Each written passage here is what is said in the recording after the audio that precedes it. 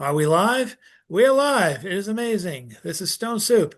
We are crawling into August, and I hope to have an announcement for the next Stone Soup feature. 'Cause yeah, we are crawling. We're not even kicking and screaming. That requires energy. We're just crawling with our bellies into August.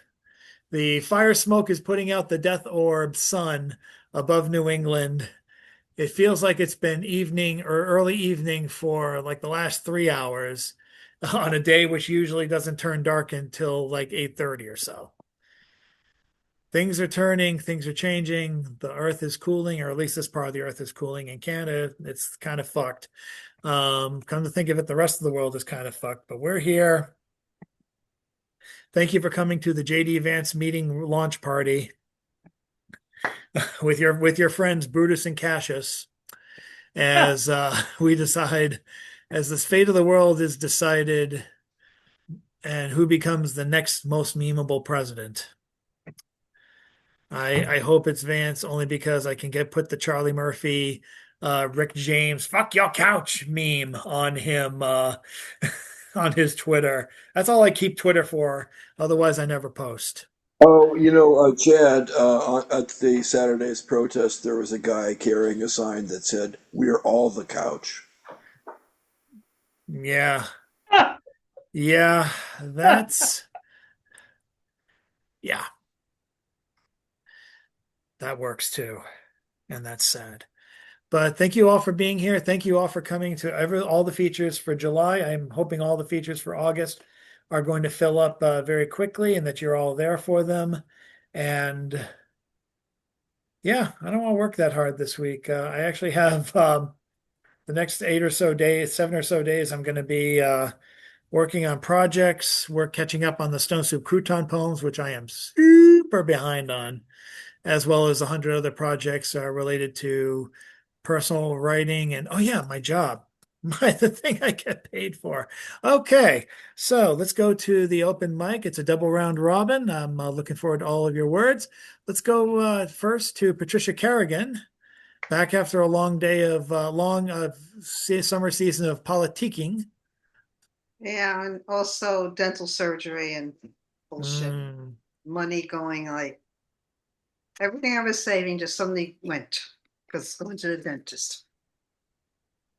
I see him on Tuesday for the crown.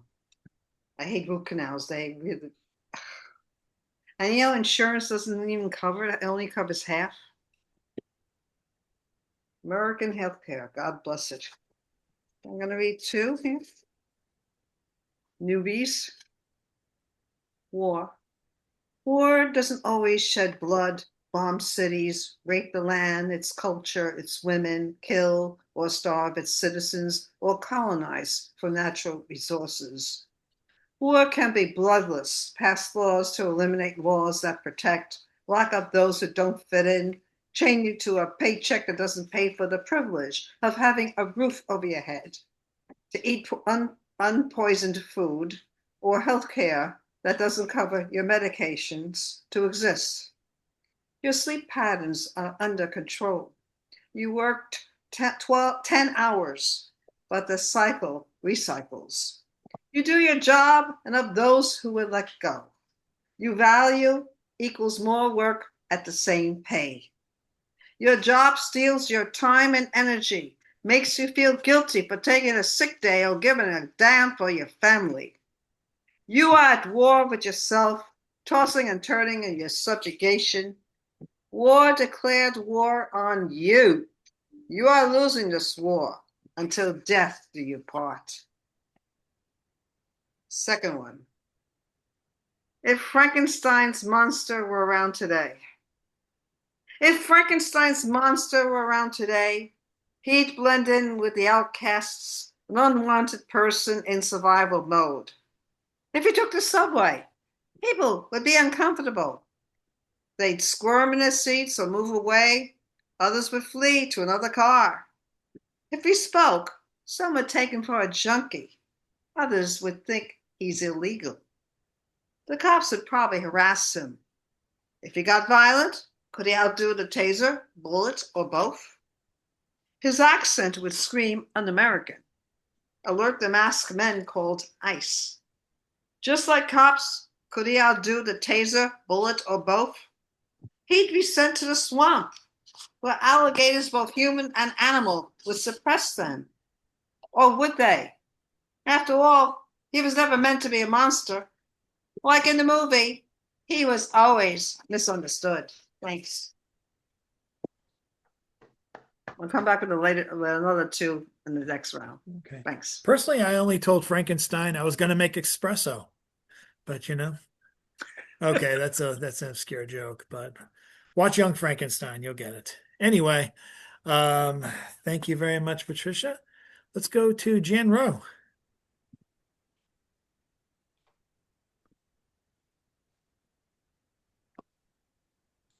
Oops, got to unmute. Okay. I'm reading, I'll spare you my letter to Amtrak I'm working on, 3 hours late each way. I'm going to read, we just got back. Carol Jean Smith, she goes to Episcopal Cathedral. Her area was destroyed when they had the idea of urban renewal, you tear everything down. And they had been real good with people dying of AIDS, rejected from their family, and before strippers, where were they? Burlesque? Yeah. And but anyway, she was in that church whose the area was kind of destroyed. And it's called A Home, A Home. Forever orphans, it seems, in this world, the poor, the disabled, the wrongly shaped, colored, sounding, easily severed from the world's abundance. The open-handed land. No, no home on the range, no room at the inn. Any, anywhere in this enormous country, won't they be surprised? The ones who close their hands around the land to find out who really owns it. Thank you. That's Carol Jean Smith.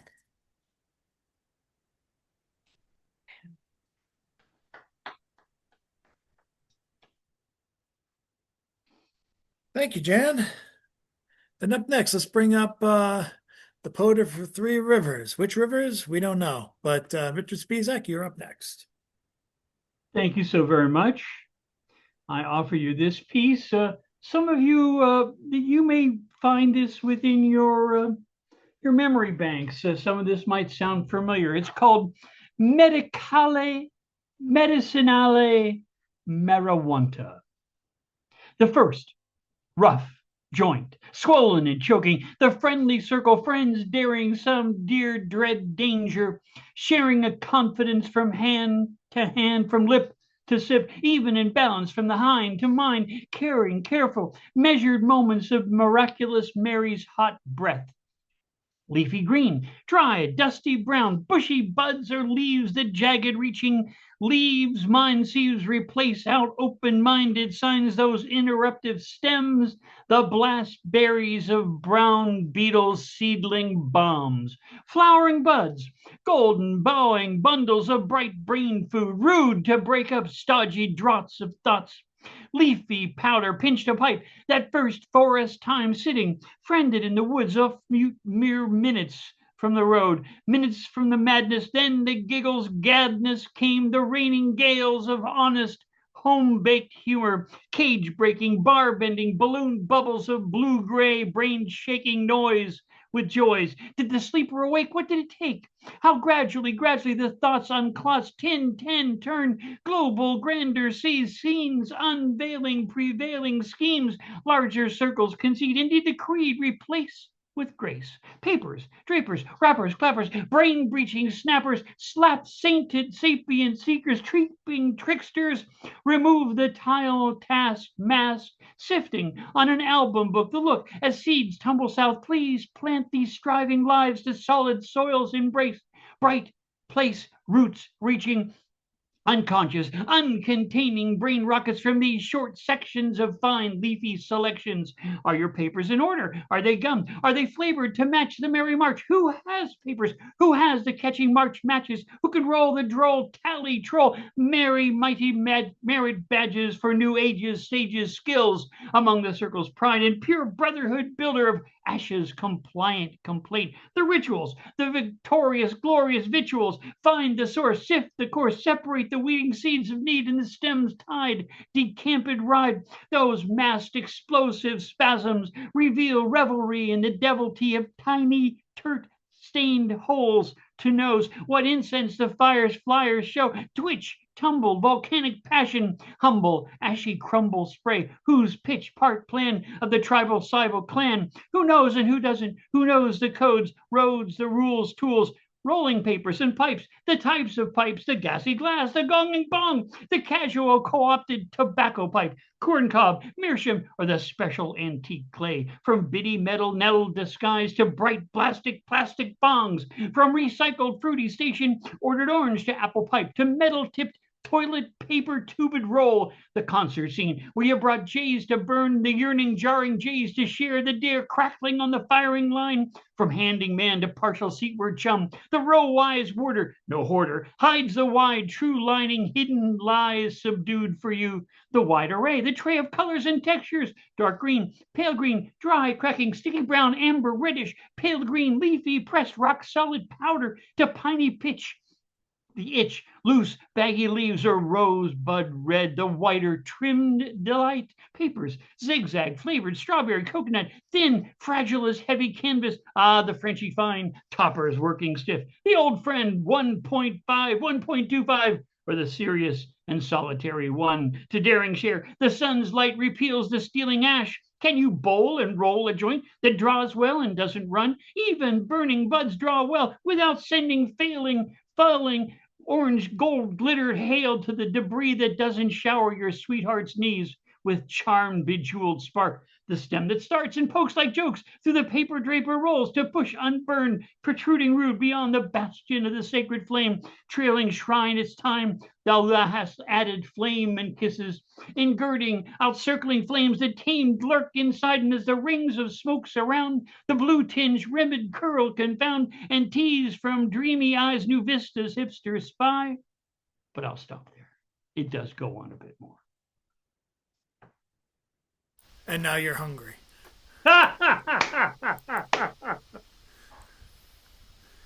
Oh my. That may ring a bell or two with some of you, I think. Oh, I got the munchies. Okay, let's go now to Mr. Edward S. of the Galts. Thank you. This piece is relatively new. It's called Finding Pennies.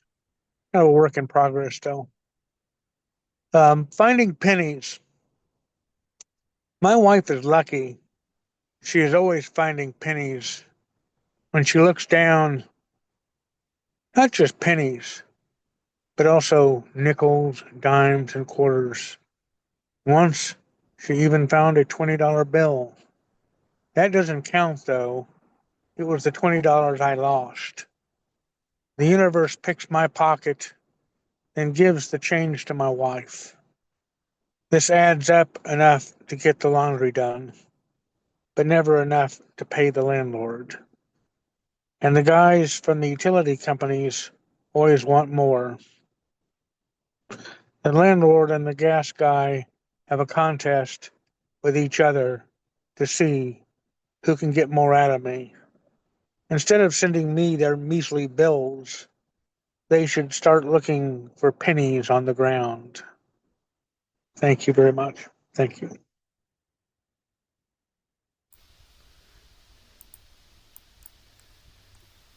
Thank you, Mr. Magister,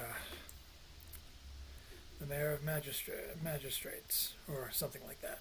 Let's welcome up next Mr. John Wizik.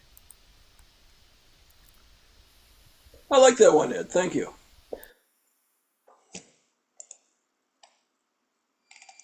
I don't know what to expect as I follow the Enola Gay's path along the river.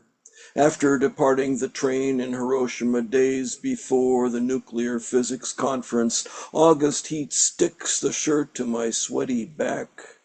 Guzzling bottled green tea and following a tourist map, I navigate to the site of the bombing, passing shops, restaurants, and modern buildings along the way. Well wishers have built statues and memorials, but I sense a hurt beneath the goodwill. Eventually, I arrive at the Hiroshima Carp Baseball Stadium across from the famous dome, Ground Zero. Circling the dome's skeletal steel frame, I snap pictures. Click, wind, click. The peace bell's somber chime warns of some grim future, but children laugh and play while standing in line to swing the striking log at its bronze body.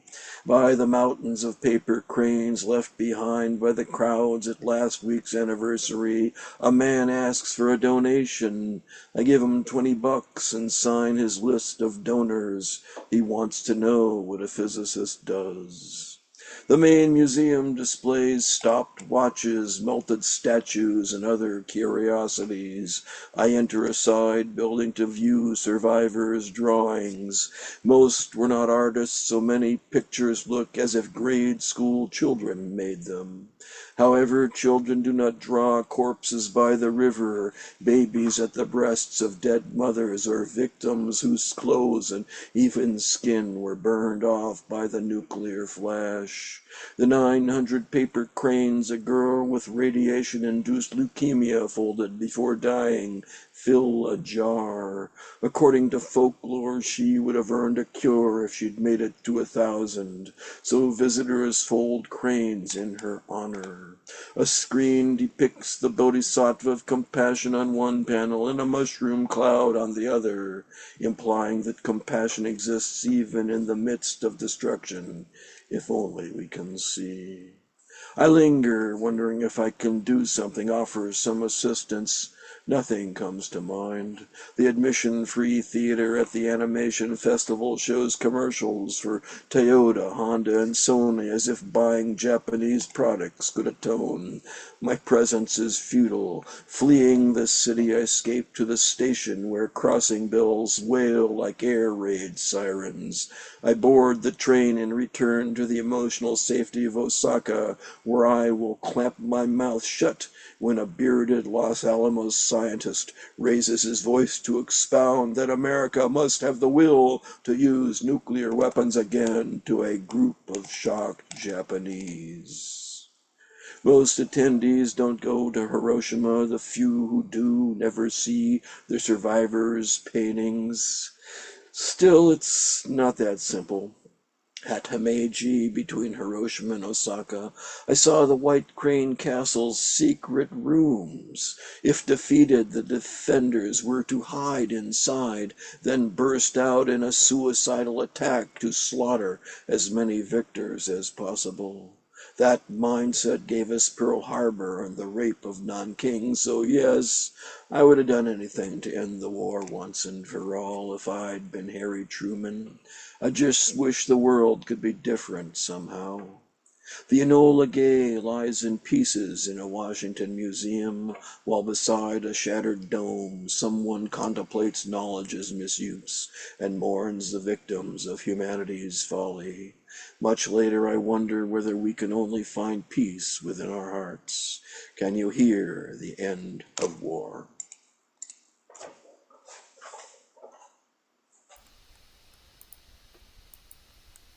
What was the title for that one, John? Oh, Hiroshima, 40 years after. So yeah, this is the Oh, and today's the 80th. isn't today the anniversary?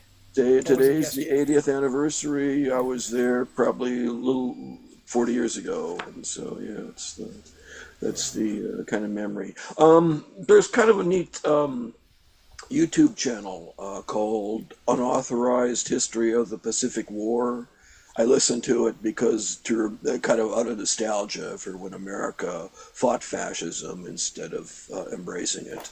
In any If you case, could send me that link, the that'd be great. at the end of season 4, they have a whole bunch of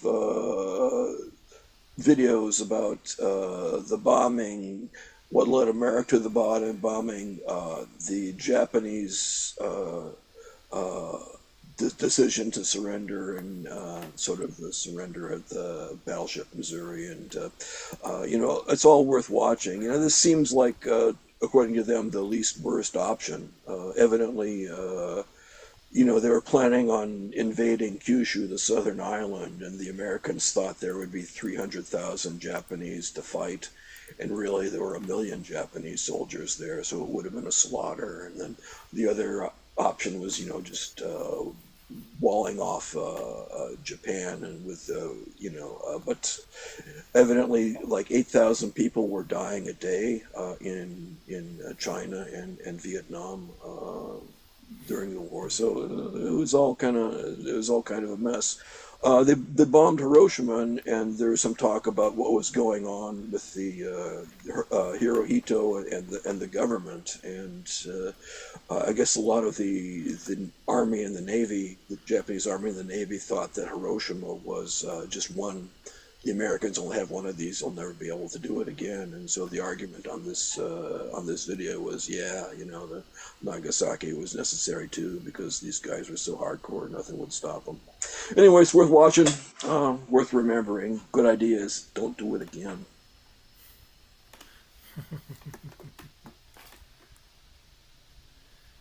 Thank you, John. Ethan Meckler, are you able to come up?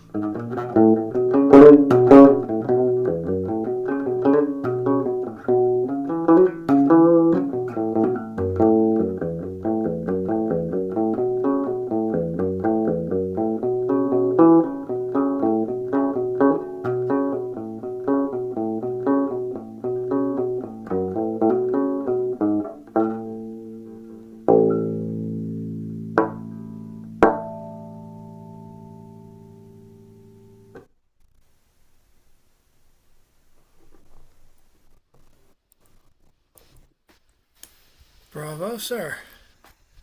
Thanks for joining us again.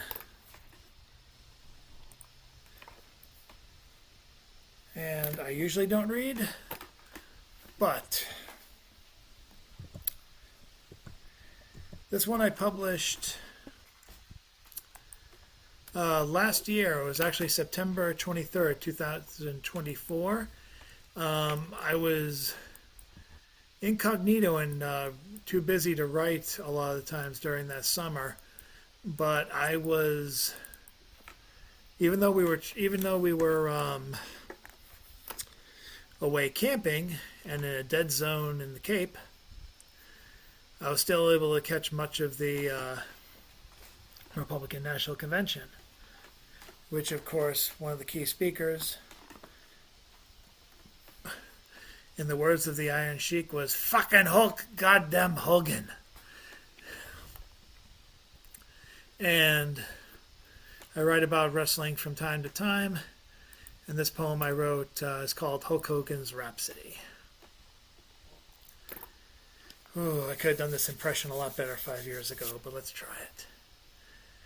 Well, you see, Mean Gene, it's like this, brother. I proved my net worth to this country and the world when I tore Turncoat Sergeant Slaughter's Iraqi flag in the middle of the ring at WrestleMania. Because him burning a Hulk Hogan poster or a Hulk Hogan t-shirt is just like burning Old Glory.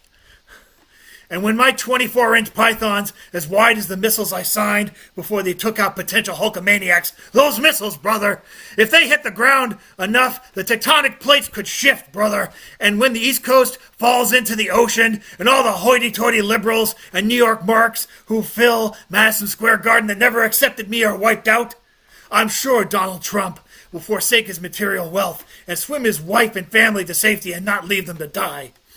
But not before making sure any mob bosses who were somewhere in the audience at WrestleMania 4 are swept away too, brother.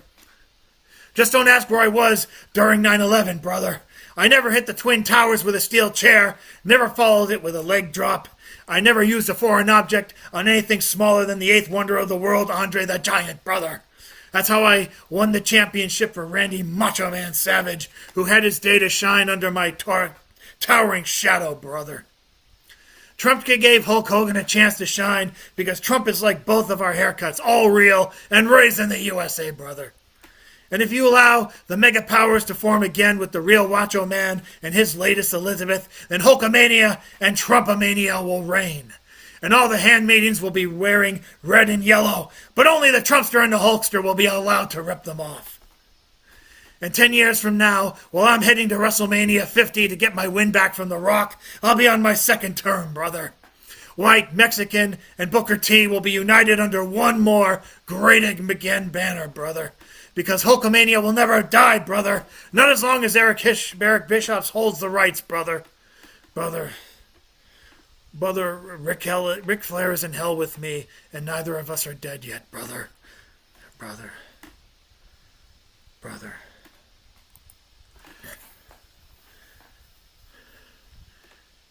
And that's my soapbox. Did you publish that one, Chad? Yeah, I'll send you the link. Like I said, I could have done a better impression 5 years ago. But for now, we're going to... oh, hello. This is Whisper the Poet. I mean, I don't think I've seen you before. How'd you join us? Or I should say, how'd you come to join us? I invited this fair poet. Fantastic. Well, Whisper. But while Rick we're is doing, the while we're guilty finishing party. the Blame it on him. while we're finishing the first round of this round robin, would you like to chime in with a piece right now? Sure. Well, be our guest. All right, I have some fresh ink. This particular one is really a bit more prose than poetry. It's called A Stranger in Wife's Clothing. I remember the day my husband didn't recognize me. I was in a convention center full of cheerleaders and parents. I had gone upstairs for the ladies' room, and my husband and daughter were coming up from the competition floor to meet me.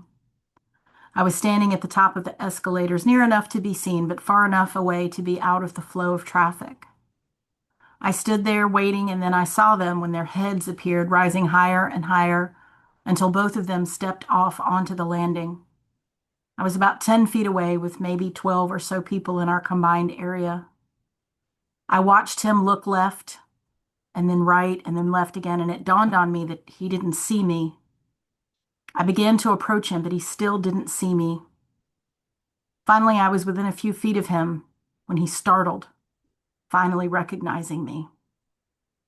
I had no hair from the chemo, and I was wearing a hat. I never wore hats before cancer. I have never allowed myself until now to acknowledge how badly that hurt, that he didn't recognize me. It wasn't his fault. He wasn't trying to hurt me, but having no hair had made me feel alien, robbed of my identity, and having him not recognize me validated my feelings of alienation. It was just one of the many things that happened during my cancer journey that changed me. Something in that moment broke a piece of me inside, and I have been dissociating from it ever since then until now. I guess 12 years is better late than never. Thank you. And that's what I call making a dramatic first appearance / first impression. Welcome to our ranks, Whisper. I hope you come back. We're meeting here every week for the near future. Thank you. I appreciate the invitation. I would love to. Thanks so much. And now we'll close out the first round of this round robin with Stone Soup Stalwart and Oddball magazine columnist. Check out his column. It's all one thing. I think you owe me a column still, but I could be wrong. I haven't checked my email in a bit. But check out his column. It's all one thing at oddballmagazine.com. Published without fail every Thursday morning at 11 o'clock. Take it away, sir. Thanks, Chad. So I just have a very short poem here called Disability Superpower. It's called Disability Superpower. It seems all around profound, us, that people, are realizing the Trump jump is too much to hump. The Make America Great Again is really just a cattle car to Auschwitz. Alligator Alcatraz become alligator Auschwitz. Ouch. What a punch in psychic gut. What a twist in our heart. What a sad, tremulous voice that haunts our collective trust. And here's a poem, a song to go along. Them that's got shall get, them that's not shall lose. So the Bible said, and still is news. Mama may have, a papa may have, but God bless the child that's got his own, that's got his own. Yes, the strong gets more while the weak ones fade. Empty pockets don't ever make the grade. Mama may have, a papa may have, but God bless the child that's got his own, that's got his own. It's money you got, lots of friends crowding round the door. But when you're gone, spending ends, then they don't come no more. But rich relations give a crust of bread and such. You can help yourself, but don't take too much. A mama may have, papa may have, but God bless the child that's got his own. Mama may have, a papa may have, but bless that child that's got his own, that's got his own. He don't worry about nothing, 'cause he's got his own, got his own. Thank you.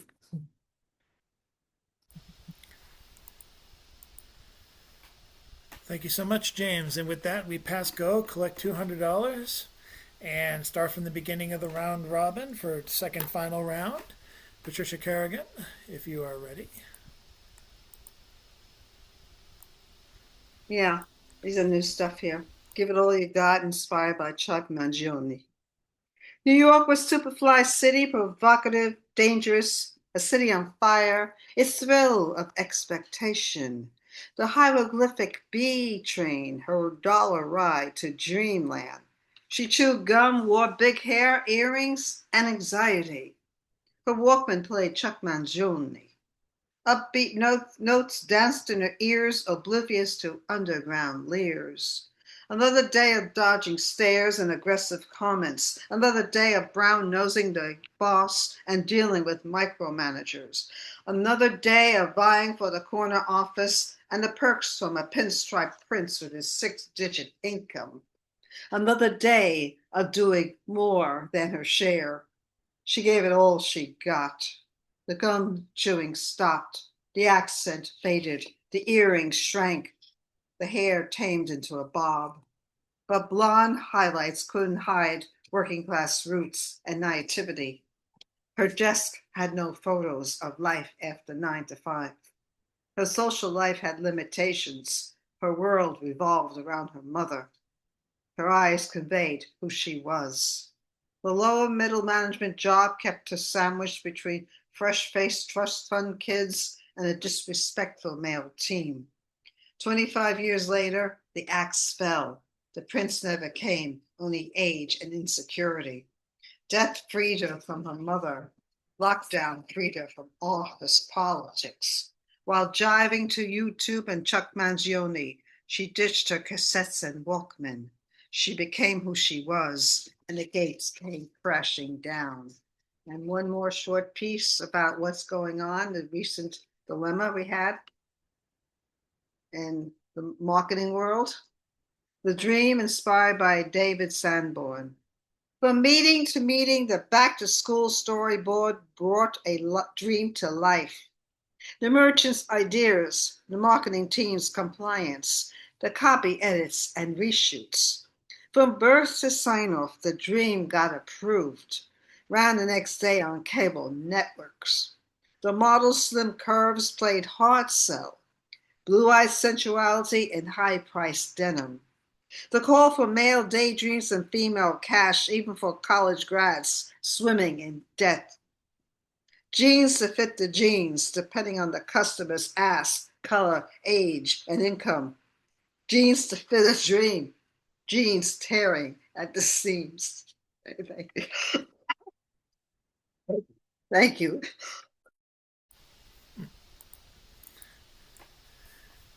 Thank you so much, Patricia. Up next is Jan Rowe.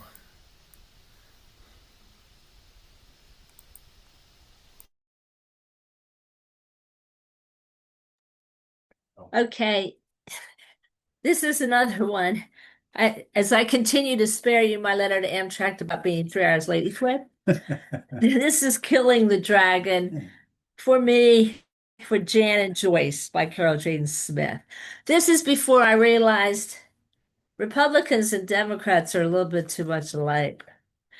John the Divine would not recognize the swords we are using today to beat down Satan under our feet.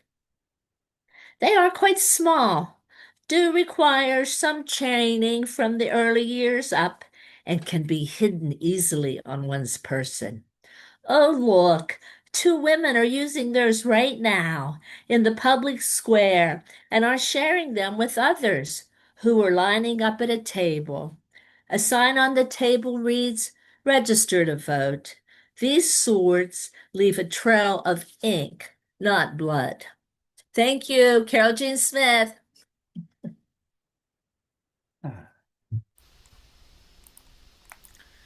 Thank you, Jan. Richard Spizak, to be continued from the previous part. Well, I'm actually going to leave that one in the dust for now and bring you something different. This is a fresh one called Harbinger. A true story. An ACLU retreat one fateful year, we traveled to DC to gather and hear the results of the impact of W's efforts. He wasn't subtle, he wasn't clever. 5,000 scholars of constitutional law came to listen and discuss what they saw. Far away as Nevada and Florida, they came from small towns, some quite rural. Others came too from cities. What they'd seen the last few years was extremely disturbing. It sure wasn't pretty. They'd seen what with W's installation, how many more we've depended on more than law. We need ethics in our nation. It depends on ethics, aesthetics, and yet we saw a partisan Supreme Court walk outside the lines to ignore voters, uncount the votes, and then under the corrupted sigil, well, to them that was fine. Please take note, and God bless you. Sure as hell, you better vote. You see, the ACLU is at best a bulwark, an integral part of the renewal of freedom when it's strong, when it works. a true beating heart of liberty. But when led by the timid, the explainers and such, when it comes down to the crunch, you have to wonder, could they be enough? Alone, would they beat democracy's crutch in the clinch, in the crunch? Or would it take more? More than just to sit at a lunch counter, well, that's for sure. Give me your tired, your poor. Of course, unless they're brown, black, or yellow. This is an unwanted revision of failing of vision. Let me tell you, fella, the darkening of the factory floor wasn't done by the immigrant knocking at our door, fully prepared to bend down and scrub democracy's floor. The immigrants, so typical, it seems they've come here when they're hungry. They've heard of our dream. We've opened our arms to the troubled, the poor. They've found their way here from dozens of countries. You know this, I'm for sure. Majority brings their families with the hopes of a better life, taking on the hardest jobs. They bring their children, they bring their wives. And we let the liars scapegoat these hardworking people? And will ignorance put a lie and a torch to democracy's steeple? The Harbinger. We heard a speech by Scalia, and his final words shocked this whole room full of ACLU activists. He said, when we get a conservative majority, you won't even recognize this country. Well, I think he's right.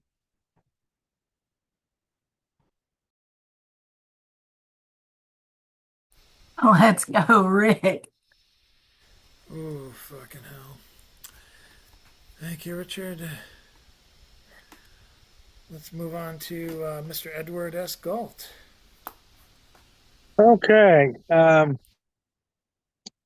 This piece was written a while back. It's called How to Write Late at Night on New Year's Day. You're either reading this now or perhaps you're listening to me read it. No matter. This is how I came to write it. It is New Year's Day, 2008. According to my cell phone, the time is now 10:43 p.m. I am in the hallway of my apartment building. I'm sitting in a folding chair, racking my brains for something to write about. Finally, I think of this. So I am writing it.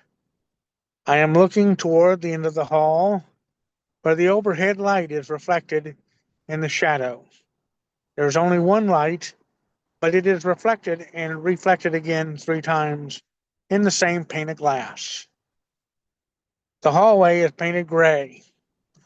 Above the molding, which is about 2.5 feet from the floor, the wall is painted a light gray. Below the molding, it is painted a darker gray.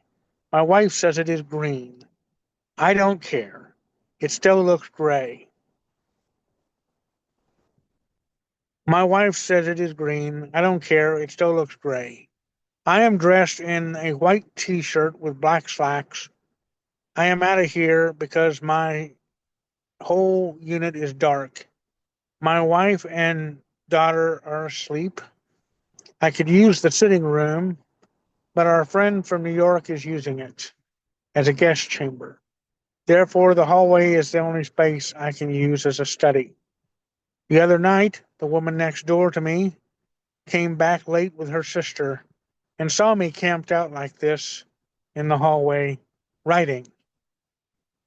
Needless to mention, they were astonished. They'll probably remember it for a long time, maybe forever. Thank you very much.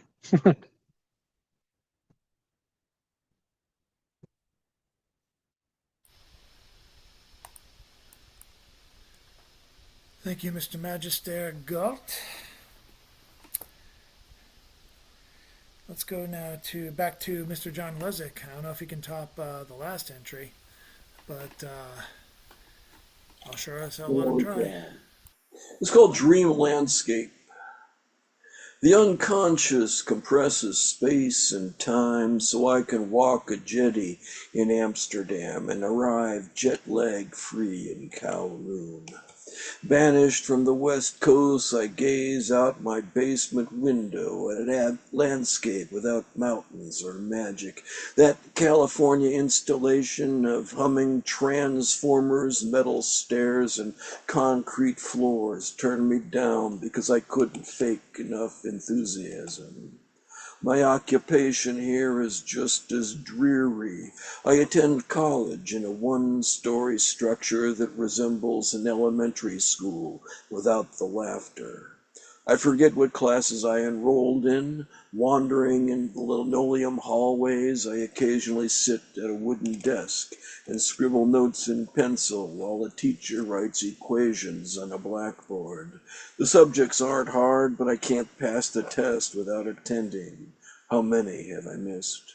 I retake physics classes that I took in graduate school. My apathy and discouragement transforms my advisor's pity into impatience. I'm back on the West Coast with its dragon dance of originality, murals, jazz clubs, and wealthy guys in Panama hats with gorgeous women on their arms. I spend days in a house thinking it can't last. Somehow I still have a job. When I go to work, I leave my car in a lot by the park lined with eucalyptus and walk to the office. I sit at a table in an empty office lined with dark wood paneling and wonder what I'm supposed to do. My employer has two offices. Maybe I should try the other one, but I don't want to know where it is. At lunch, I walk toward art galleries and craft breweries with the goal of going to the Chinese tea shop to buy some on-way silver sprout. I don't have enough time, so I stop at a cafe that has Yirgacheffe coffee. I sit at the counter and look at the specials chalked on the menu board and order a Reuben's sandwich, toasted rye slathered in butter, sauerkraut, Russian dressing, and turkey instead of pastrami. Sometimes I take the train instead of driving. It circles the Indiana University campus past Swain Hall, Dunn Meadow, and Zeus's Gyros with its sliced lamb and tzatziki sauce on pillowy bread. Back at the main station, big as London's Waterloo, crowds make it impossible to buy a transfer ticket from the machine before my train home leaves. I board anyway and arrive at Lisle, Illinois after an hour, fearing the conductor will catch me. Along with passengers lugging suitcases, I descend from the silver Amtrak car to a cement walkway that leads to rental boats that cruise Boston Harbor. I don't want to spend 5 hours struggling to make conversation with coworkers, so I turn away and walk toward a shop that sells Pez dispensers, miniature tanks, and motors for hobby rockets. Back in a city that's plain as a tire on asphalt, I register my car and rent an apartment because it's too much trouble to locate the one I already have. Overdue bills pile up somewhere, but I don't know how to cancel the lease. I drive to a shopping mall with a bookstore that takes up the entire floor. I find a book of Sumerian myths and look at science fiction novels placed on cardboard stands in the aisles. I battle a confusion of freeways to find the exit to get me home. When I take vacation, I cross into Canada in hopes of making it to Vancouver, where I'll sit on the beach and gaze at the amusement park across the pale blue Burrard Inlet. My time there is always too short for ex-girlfriends, Big Evergreens, Granville Island, and that cheesecake place under the Burrard Street Bridge. From the Midwest, I rarely make it farther than Manitoba, where I cross at a tiny station on the Minnesota border, shop for maple candy, and return to a hotel room on the U.S. side to spend days dodging maid service, watching cable TV, and eating frozen dinners. Too wounded to face the world, I extend my stay past checkout.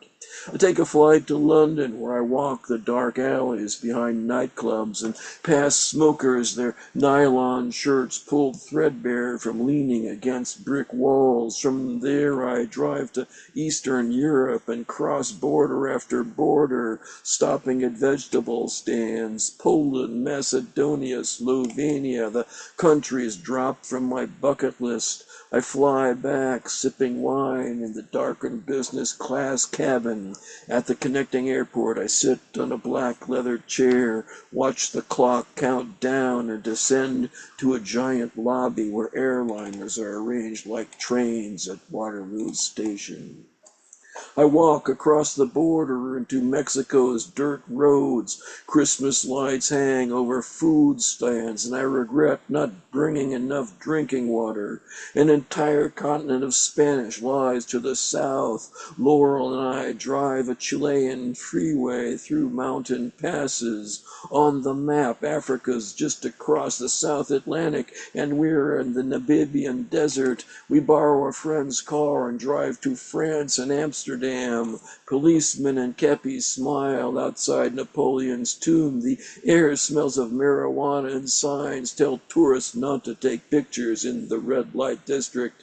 From there, we walk along the jetty to Hong Kong. I want to show her the museum of tiny teapots and Chinese opera singers in the park. I want to stroll with local couples among the neon lights and open-air cafes on Hanoi Street at night, smell of 5 dice powder and whiff of sewage, but we have only enough time for a bowl of noodles and 6 tiny cups of chu chow tea.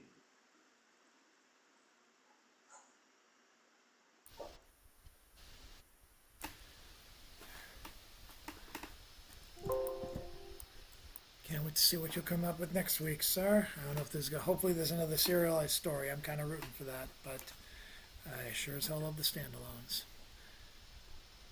Up next, a musical interlude by Mr. Ethan Mackler.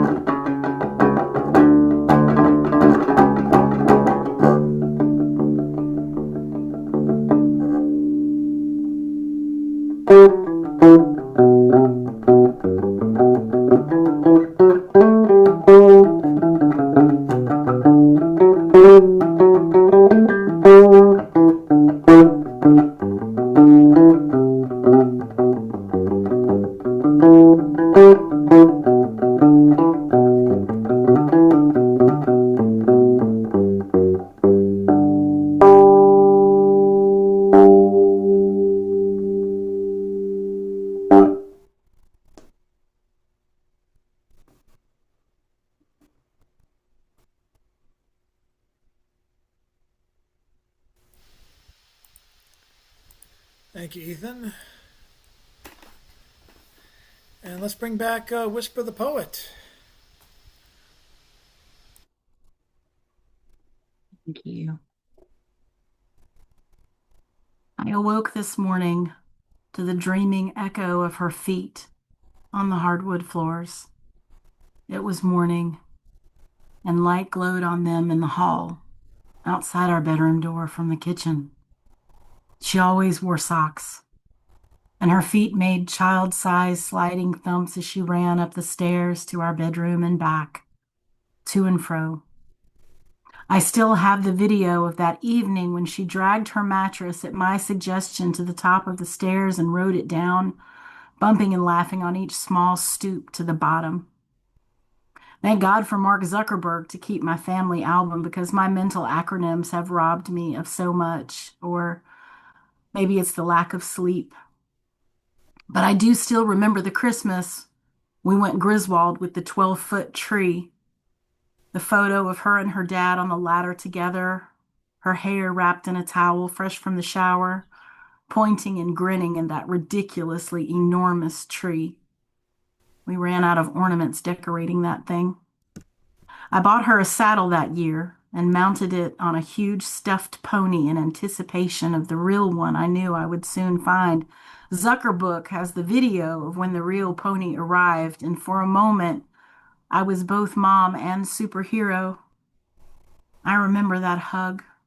God, she hugged me so hard. A moment of shared breath when we wrapped our arms harder than the grip of death around each other, a shared moment of silence and whispered I love yous, the happiest birthday. I hope one day she remembers that once upon a time I was worthy of the grip of her heart. I remember her on the pony in the pasture with nothing to guide except her beautiful smile, because everything after is just a series of snapshots in my mind and then the cliff where my memories slide into the abyss. Radiation, chemotherapy, ADHD. I've mouthed so many platitudes about why I disconnected from our army of three, and I'm still trying to express what I'm still trying to Reiki, but what I didn't foresee was her disconnecting from me. And now I can't remember the placement of each of her freckles except the one between her middle and ring finger, and I can't remember which hand. And every week she walks in my door and goes straight to her room. It's been only 6 years, but the weight of it feels like 10,000. No more pony day hugs for me. Only her averted head when she presents herself, or the weekly goodbye with her arms hanging down instead of wrapped around. I have become something different in her mind. And I don't blame her. I tore her life apart, and in the midst of the tearing, the pony died. I can't forget that memory of her laid out on the ground, how her rib cage and belly bulged out above the line of her neck in the fluorescent light of the barn. I didn't know I had come to a Rubicon. I took the road inadvisably traveled. I didn't shut down my machine. I didn't try to fix my marriage. I was driven by my trauma and didn't recognize that karma was doing a run.exe on my destiny. That pony was a sacrifice to my karmic price, and I know her death is a tick mark against me in the tally box that waits at the end of this journey. I pushed too hard in that swamp of mother-daughter diastole. Battles left scars on our hearts and ended with the death of a wish come true. 6 years have passed, and I still don't know how to heal my us with her when I'm still upheaving the lifeline of my own trauma left to work through. She told me I'm not a good mom, and she's glad she has her stepmother. And my philosophy to always give empathy forces me to validate her, but God, how my heart wants to tell her she's wrong. She doesn't remember the me who was the lioness with her cub. Her truth is that the home she now has with them is the safe harbor where mothers don't fade and ponies don't die, and her feet can echo on hardwood floors in living joy instead of the echo of despairing dreams. She's entitled to her feelings, and I will not naysay. I'm just sad that time hasn't healed, but instead revealed the truth that we are out of sync.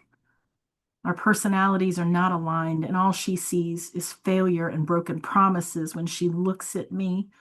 I wonder if she knows one of my greatest joys was the day I found out she was a girl, and that my greatest regret is the way I callously threw away the man who shared with me her entry into this world.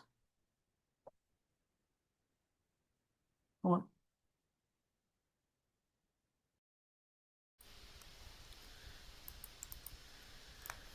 Wonderful. Thank you again, Whisper. Um, he came a little late, but I was wondering if anyone would want to hear about a visual poet from Delaware. Just out of curiosity. And funny enough, I haven't done any screen share stuff, but before I get him on, I'm going to take care of that right now.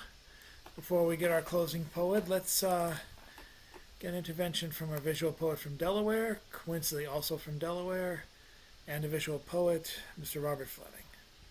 Thank you, Chad. Good evening. I'm Robert Fleming. I'm a digital artist and visual poet from Delaware. And tonight I've selected another scene for the uh, Stone Soup players. And tonight we're going to have an opportunity to do a reading from another one of the great love stories in movies called Ghost. We have the movie flyer on the screen, and below the movie flyer is Patrick Swayze, who played the male lead in Ghost.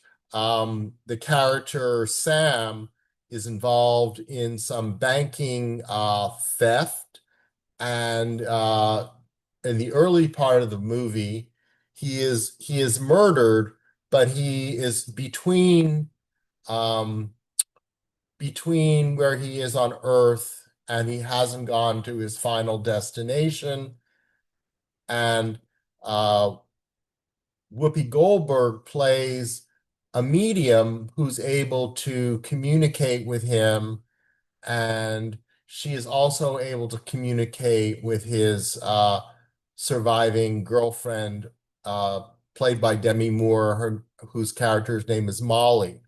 So for tonight, we will need three characters.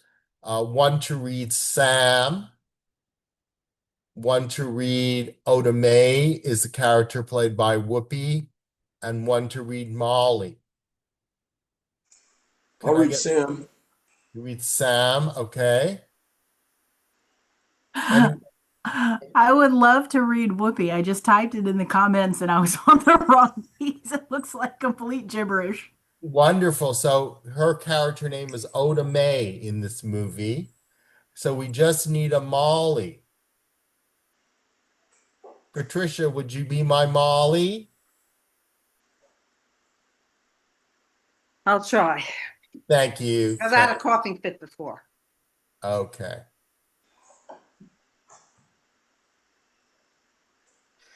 So this is the original part of the original movie script. We're starting at the point where the collaborators of Sam are actively pursuing Molly, and she's in physical danger. And we're going to start with Sam at the top. Can you make it a little bit bigger, the font, Yeah. Robert? Okay. Thank Okay. you. Let me do that. There we go. Please, Oda Mae, I need you to tell Molly that I'm saying, you you got to tell her word for word. Whisper, you need to unmute. Monsieur has a message for you. Molly, you're in danger. You can't tell her like that. And would you stop moving all over the place? You're making me sick. Say it. He's saying you're in danger. Danger?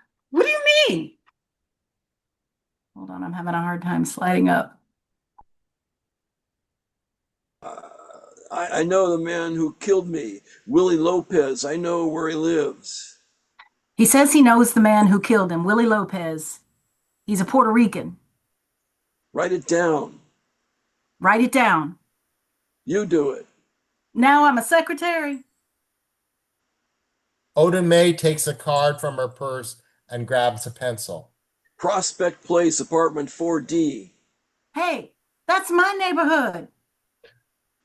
Oda Mae seems perplexed as she writes it down and gives it to Molly. Molly, he's got my wallet and my key. He was in here. He's got his wallet and his key. He was in here. In here? You have to go to the police. The mugger wasn't acting alone. It was a setup, Moll. I was murdered. He says he was set up, that he was murdered. He wants you to go to the police. Molly stands up afraid. Oda Mae stands up too. I'm sorry. I don't want nothing to do with this. Oda May heads for the door as Molly watches in a daze. Where are you going? Don't follow me. I've done all I'm going to do. I'm finished and I ain't coming back. So don't you come bothering me again because it's over. I mean, this is it. Have a nice life, has a nice death. I'm going. She lets herself out. Sam just stands there as the door slams shut. So let's end there for tonight. And let's have a round of applause for the Stone Soup players, for Patricia, who played Molly, John, who played Sam, and for Whisper Poet, who played Oda May. And that was from one of the great love story movies, Ghost. Thank you, Robert. That was a lot of fun. And And that means you're Patricia and I officially will do the pottery scene next week. If I'm here, I don't know. I don't know my schedule yet. Whisper has to be here now. She's a Stone Soup player. It's in the Yeah, contract. she was great. Thank you, guys. That was a lot of fun. And now we will conclude with Mr. James Van Looy. Is he still there? Yes, he is. Excellent. Whoops. I may have muted. There you go. Gotcha. Thanks, Chad. So actually, I did want to mention that Stone Soup actually originated in what was the Old West End, which is what Carol Jean's poem was actually about. So there actually is kind of a deep Stone Soup connection there to that neighborhood. Yes. And to what happened during urban renewal in the 1960s there, and how they basically wiped out that whole neighborhood, which is why the church St. John's eventually couldn't continue to exist anymore because they basically removed all of its members. So anyway, I have this piece here um, called Oppress Authoritarianism. Oppress Authoritarianism. A polite term for fascism or a way of saying resist. Meanwhile, a very, very meanwhile, it's August the 6th, 80th anniversary of dropping the big one on Hiroshima, all joyfully signed then by the scientists who felt so bad that it was developed too late to mushroom cloud Berlin, which surrendered months before unconditionally, and Hitler dead by suicide in his bunker and body burned. So PBS shows documentary about kamikazes attacking, uh, crashing into ships, and Japanese troops massed to defend to the very death the sacred homeland isles, and brings out historian about how the scientists' desperate struggle to mount the Manhattan Project to get the bomb before the Nazis somehow made necessary the unconscionable, the firebombing of Tokyo and dozens of other Japanese towns, and the Holocaust of Hiroshima and Nagasaki. And meanwhile, very mean, well, no one mentions Gaza and the mass bombing, starvation, current age genocide. Oh, When Louis came home to his flat, he hung up his coat and his hat. He gazed all around, but no wife he found. So he said, "Where can Flossie be at?" A note on the table he spied. He read it just once and he cried. It read, "Louis dear, it's too slow for me here, so I think I will go for a ride. Meet me in St. Louis, Louis, meet me at the fair. Don't tell me the lights are shining any place but there. We will dance the hoochie coochie. I will be your tootsie wootsie. If you will meet me in St. Louis, Louis, meet me at the fair. Thank you.